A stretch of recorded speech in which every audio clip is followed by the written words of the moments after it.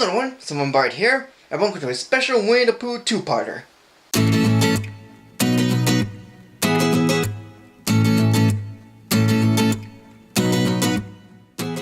With Disney's Christopher Robin, the live-action Winnie the Pooh film coming up next Friday, I felt like making a special two-part review centered on the lovable bear and his friends.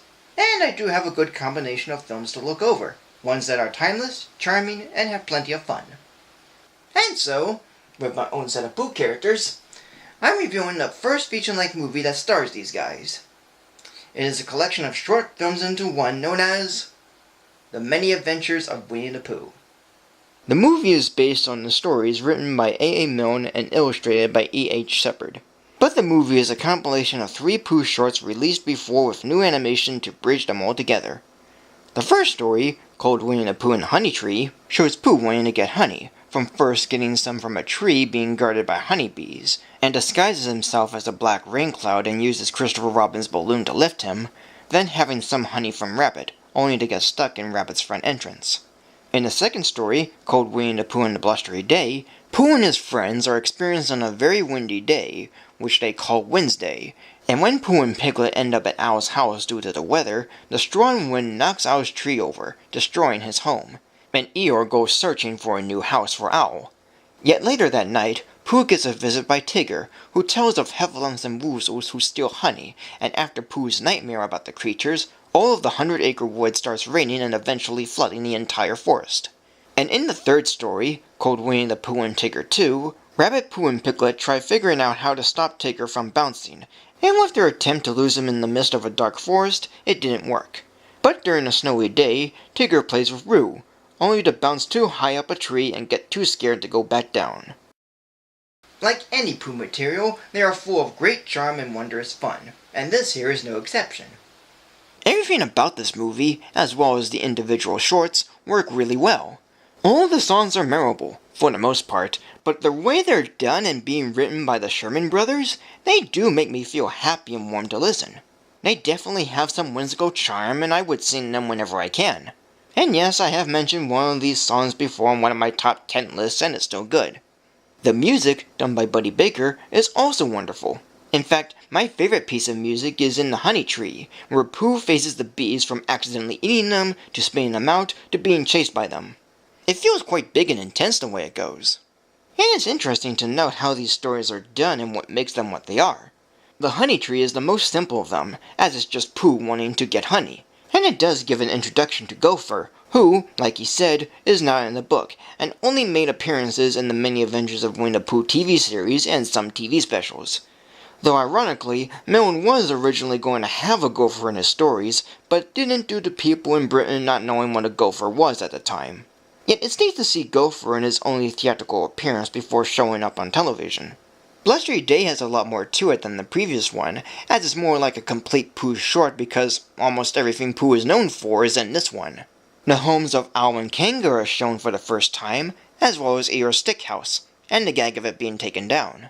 Characters such as Piglet and Tigger are introduced, and even heffalumps and woozles. There's more of a bigger story, and even some danger. All of the characters are featured in it, and it has the term Wednesday, which, when I was a kid, I confused it for Wednesday because it's pronounced very similar. Tigger 2 is another simple short, but it's kind of underrated for my taste. But it's the first one to be centered on a secondary character, which becomes a staple for later Pooh films. But much like the Tigger movie years later, this short follows a pattern similar to the Tiger's feature film. The setting goes from fall to winter, Tigger walks away sad when it's snowing, he ends up in a tree, and the characters do some bouncing. So in some ways this is likely a shorter version of the Tigger movie, minus the heavy moments and Roo being more supportive. Yet each of the shorts are enjoyable and contain many good moments. There's the fourth wall breaking with the characters talking to the narrator and interacting with the book, like the characters going to the next page or almost getting out of the book, and the text being moved around. And these elements would carry through with other Pooh films as well. There's even character traits that would also carry through, like Rabbit tending to his garden and Owl telling stories of his aunts and uncles. However, there's one major nitpick I have with the film, and it's the animation. It is wonderfully done and all, but the issue is exactly the same with other Disney films at the time, recycling the animation. It's pretty obvious how much is the same, even with new dialogue added or really repeating more than once.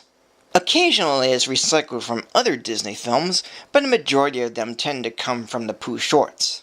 Yes, it's a good way to save money on drawing a new action, but it comes off as being cheap and annoying. That and seeing the sketchy look of the characters are bothersome to say the least. Also, what's with the rope in Rabbit's home? That hasn't been brought up anywhere else. Same thing with Rabbit's front door and burrow. They're never seen again in other Pooh shows. But they aren't huge complaints. And the cast of actors voicing the characters are pretty great. Sterling Holloway voices Winnie the Pooh. John Fendler voices Piglet. Paul Winchell voices Tigger. Jonas Matthews voices Rabbit. Hal Smith voices Owl. Ralph Wright voices Eeyore. Barbara Luddy voices Kanga. Clint Howard / Story Whitaker voices Roo. Howard Morris voices Gopher. Bruce Reitherman / John Walmsley voices Christopher Robin. And Sebastian Cabot voices the narrator. As a whole, this movie is wonderful. The characters are great, the story, or stories, are sweet, the animation is nice, and the songs are enjoyable. Directors Wolfgang Reitherman and John Lounsbury had done a great job of adapting the Winnie the Pooh stories to the big screen, with lots of charm and fun. Though the animation might be recycled in some areas or its sketchy style might peak from time to time, they aren't too bothersome as everything around them is very good. There's lots of good moments and a whole bunch of them are memorable, as well as starring a branch of many other Pooh tales, characters, and moments, whether on TV or in theaters. And even though it's more of a compilation of previous Pooh shorts strung together into one, the entire film overall is still great with lovable characters, fun songs, and wonderful moments. So today, this movie we're getting a rating of 4 stars. So thank you for joining me. Like, comment, subscribe, follow me on Facebook or Twitter, support me on Patreon, and until next time for the next Winnie the Pooh film.